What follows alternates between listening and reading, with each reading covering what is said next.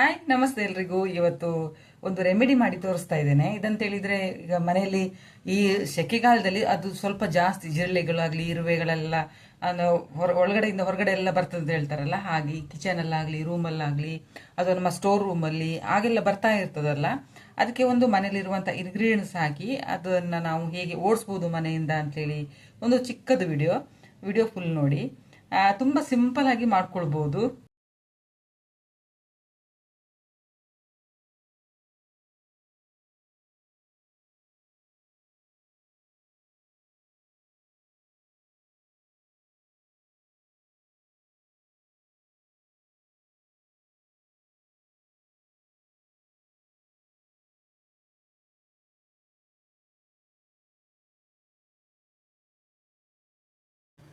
ನೋಡಿ ಫ್ರೆಂಡ್ಸ್, ಇಲ್ಲಿ ನಾನು ರೆಡಿ ಮಾಡಿಟ್ಕೊಂಡಿದ್ದೇನೆ. ಇದು ಅಲ್ಯೂಮಿನಿಯಂ ಫಾಯಿಲ್ ಪೇಪರ್ ಇದ್ದರೆ ಸಾಕು ನಿಮಗೆ.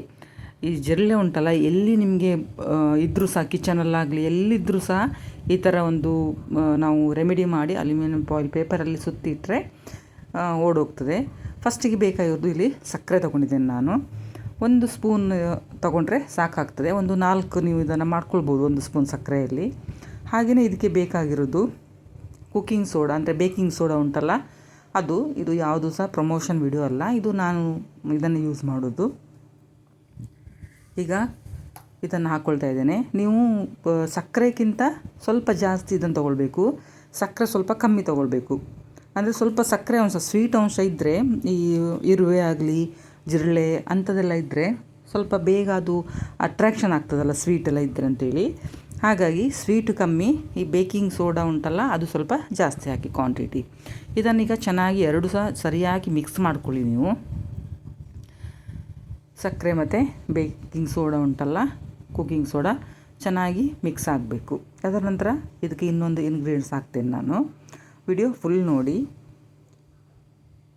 ಅಂದರೆ ನಾವೀಗ ಹೊರಗಡೆಯಿಂದ ಕೆಮಿಕಲ್ ಎಲ್ಲ ತಂದು ಹಾಕೋ ಬದಲಿಗೆ ಈ ಥರ ಒಂದು ಮನೆಯಲ್ಲೇ ಮಾಡಿ ನಾವು ಯೂಸ್ ಮಾಡ್ಬೋದು. ನಾನಿಲ್ಲಿ ಕಾಲ್ಗೇಟನ್ನು ಹಾಕ್ತಾಯಿದ್ದೇನೆ. ನಿಮ್ಮ ಮನೇಲಿ ನೀವು ಯಾವುದು ಟೂತ್ಪೇಸ್ಟನ್ನು ಯೂಸ್ ಮಾಡ್ತೀರಿ ಅದನ್ನು ಹಾಕ್ಕೊಳ್ಳಿ. ಇದು ಸಹ 1 ಸ್ಪೂನ್ಗಿಂತ ಸ್ವಲ್ಪ ಜಾಸ್ತಿ. ಇಲ್ಲಿ ಪೇಸ್ಟ್ ಹಾಕಿದ ನಂತರ ಚೆನ್ನಾಗಿ ಮಿಕ್ಸ್ ಮಾಡ್ಕೊಳ್ಬೇಕು. ಸ್ವಲ್ಪ ನಿಮಗೆ ಇದರ ಕೈಯಲ್ಲಿ ಸಹ ನೀವು ಇದನ್ನು ಮಾಡ್ಕೊಳ್ಬೋದು.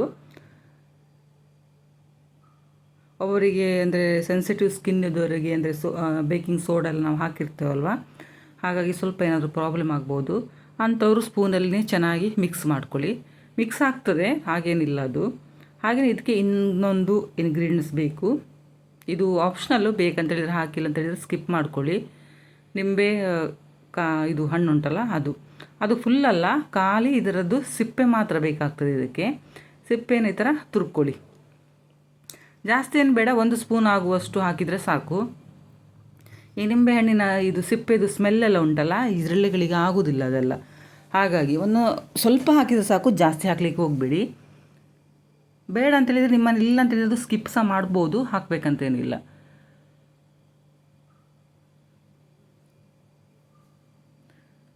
ನೋಡಿದ್ರಲ್ಲ, ಇಷ್ಟು ಸಿಂಪಲ್ ಆದಂಥ ಒಂದು ಇಂಗ್ರೀಡಿಯೆಂಟ್ಸ್ ಇದೆಲ್ಲ. ಅದೇ ಮಕ್ಕಳಿಗೆಲ್ಲ ಕೈಗೆ ಸಿಗದಿದ್ದ ಹಾಗೆ ಮಾತ್ರ ನೀವು ಸ್ವಲ್ಪ ಕೇರ್ಫುಲ್ಲಾಗಿ ಇಟ್ಕೊಳ್ಳಿ. ಈಗ ನಾವು ಅದು ಅಲ್ಯೂಮಿನಿಯಂ ಫಾಯಿಲ್ ಪೇಪರೆಲ್ಲ ಹಾಕಿರ್ತೇವಲ್ವ, ಅದು ಸ್ವಲ್ಪ ಶೈನಿಂಗ್ ಆಗಿ ಒಂಥರ ಅಟ್ರಾಕ್ಟಿವ್ ಆಗಿರ್ತದೆ. ಹಾಗಾಗಿ ಮಕ್ಕಳು ಅಂತೇಳಿದರೆ ಅದು ಆಟ ಆಡುವಂಥದ್ದು ಅಂತೇಳಿ ಹಾಗೆಲ್ಲ ತೊಗೊಳ್ತಾರಲ್ಲ. ನೋಡಿ, ನಾನಿಲ್ಲಿ ನಿಂಬೆ ಹಣ್ಣಿದು ಸಿಪ್ಪೆ ಉಂಟಲ್ಲ ಅದನ್ನು ತುರಿದು ಸಹ ಇದಕ್ಕೆ ಆ್ಯಡ್ ಮಾಡಿದ್ದೇನೆ. ಈಗ ಚೆನ್ನಾಗಿ ಅದನ್ನು ಮಿಕ್ಸ್ ಮಾಡ್ಕೊಳ್ಳಿ. ಈಗ ಇದನ್ನೆಲ್ಲ ಹಾಕಿದ್ದಕ್ಕೆ ಅದು ಸ್ವಲ್ಪ ಸಕ್ಕರೆ ಎಲ್ಲ ಕರಗಿ ಒಂಚೂರು ನೀರು ಬಿಟ್ಟಾಗೆ ಆಗ್ತದೆ. ಅಂದರೆ ಉಂಡೆ ಕಟ್ಟಲಿಕ್ಕೆ ಆಗ್ತದೆ ನೋಡಿ, ಅಷ್ಟು ಆಗ್ತದೆ ಇದೀಗ. ಚೆನ್ನಾಗಿ ಮಿಕ್ಸ್ ಮಾಡ್ಕೊಳ್ಬೇಕು. ಈಗ ಒಂದು ವೇಳೆ ಅದೇ ಸ್ಪೂನಲ್ಲಿ ಆಗಲಿ ಅಂದರೆ ಕೈಯಲ್ಲಿ ನೀವು ಮಿಕ್ಸ್ ಮಾಡ್ಕೊಳ್ಳಿ. ನೋಡಿ, ಇಲ್ಲಿ ನಾನು ಮಿಕ್ಸ್ ಮಾಡಿಕೊಂಡೆ. ಈ ಥರ ಆಗ್ತದೆ ನೋಡಿ. ಈ ಥರ ನೀವು ಉಂಡೆ ಕಟ್ಟಿ ಹಾಗೆಯೇ ಇಡ್ಬೋದು.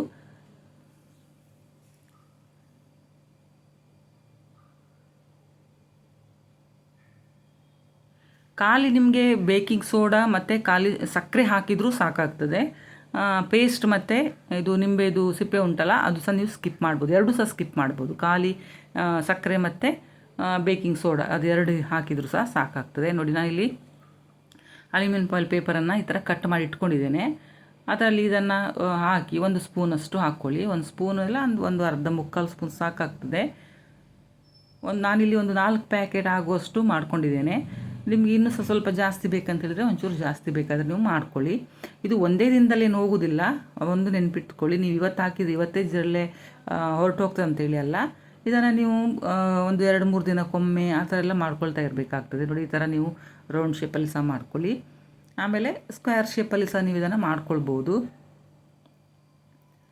ಅಥವಾ ಕೈಯಲ್ಲಿ ಈ ಥರ ಡೈರೆಕ್ಟಾಗಿ ಈ ಥರ ಉಂಡೆ ಎಲ್ಲ ಕಟ್ಟಿ ನೀವು ಎಲ್ಲಿ ನಿಮಗೆ ಜಿರಳೆದು ಸ್ವಲ್ಪ ಜಾಸ್ತಿ ಇದಾದಾಗೆ ಆಗ್ತದೆ ನೋಡಿ, ಅಲ್ಲೆಲ್ಲಿ ಇಡ್ಬೋದು. ಅಂದರೆ ಸಿಂಕಿದು ಕೆಳಗಡೆ, ಆಮೇಲೆ ಸಿಲಿಂಡರಿದು ಹತ್ತಿರ, ಮತ್ತು ಬಾತ್ರೂಮಿದು ವಿಂಡೋ ಹತ್ತಿರ, ಅಲ್ಲೆಲ್ಲ ನೀವು ಇದನ್ನು ಇಟ್ಕೊಳ್ಬೋದು.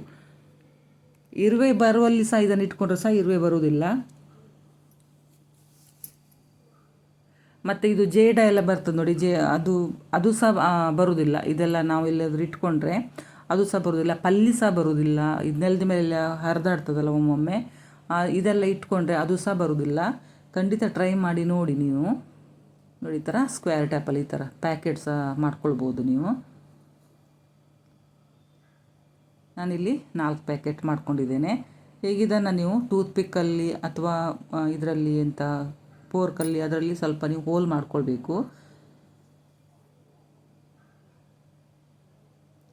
ನಾನೊಂದು ಕಡ್ಡಿಯಲ್ಲಿ ಇಲ್ಲಿ ಹೋಲ್ ಮಾಡ್ಕೊಳ್ತಾ ಇದ್ದೇನೆ. ಸ್ವಲ್ಪ ಹೋಲ್ ಮಾಡಿಕೊಂಡ್ರೆ ಅದೆಲ್ಲ ಸ್ವಲ್ಪ ಹೊರಗಡೆ ಬರ್ತದಲ್ಲ, ಆಗ ಅದು ಈ ಜಿರಳೆಗಳೆಲ್ಲ ಬಂದಾಗ ಅದೆಲ್ಲ ಇದು ಮಾಡಿಕೊಂಡ್ರೆ ತಿಂದರೆ ಒಮ್ಮೊಮ್ಮೆ ಅದು ಇದು ಬೇಕಿಂಗ್ ಸೋಡಾ ಅದೆಲ್ಲ ಹಾಕಿರ್ತೇವಲ್ಲ ನಾವು, ಅದು ಓಡಿ ಸಹ ಹೋಗ್ತದೆ. ಖಂಡಿತ ಟ್ರೈ ಮಾಡಿ. ಒಂದು ಸೈಡ್ ಮಕ್ಕಳಿಗೆಲ್ಲ ಇರುವಾಗ, ಅಂದರೆ ನಾವೀಗ ಕೆಮಿಕಲ್ ತಂದು ಯೂಸ್ ಮಾಡೋದಕ್ಕಿಂತ ಇಂಥದ್ದೆಲ್ಲ ಮನೆಯಲ್ಲಿ ಯೂಸ್ ಮಾಡೋದು ಒಳ್ಳೆಯದು. ನಾನಿಲ್ಲಿ ಕಿಚನಲ್ಲಿ ಮತ್ತು ಇಲ್ಲಿ ರೂಮಲ್ಲಿ ಅಲ್ಲೆಲ್ಲ ಹಾಕ್ತಾಯಿದ್ದೇನೆ. ನಿಮಗೆ ಅದೇ ಇಲ್ಲಿ ಒಮ್ಮೊಮ್ಮೆ ಅಂತ ಹೇಳಿದರೆ ರಾತ್ರಿ ಮಲಗಿದ ನಂತರ ಅದು ಜಿರಳೆ ಎಲ್ಲ ಹೊರಗಡೆ ಬರೋದು ಜಾಸ್ತಿ, ಆಗ ಗೊತ್ತಾಗ್ತದಲ್ಲ, ಅಲ್ಲಲ್ಲಿ ನೀವು ಇದನ್ನೆಲ್ಲ ಇಟ್ಕೊಳ್ಬೋದು. ಇಲ್ಲ ಡೈರೆಕ್ಟಾಗಿಯೇ ನೀವು ಸಣ್ಣ ಸಣ್ಣದು ಉಂಡೆ ಥರ ಮಾಡಿ ನೀವು ಇಟ್ಕೊಳ್ಬೋದು.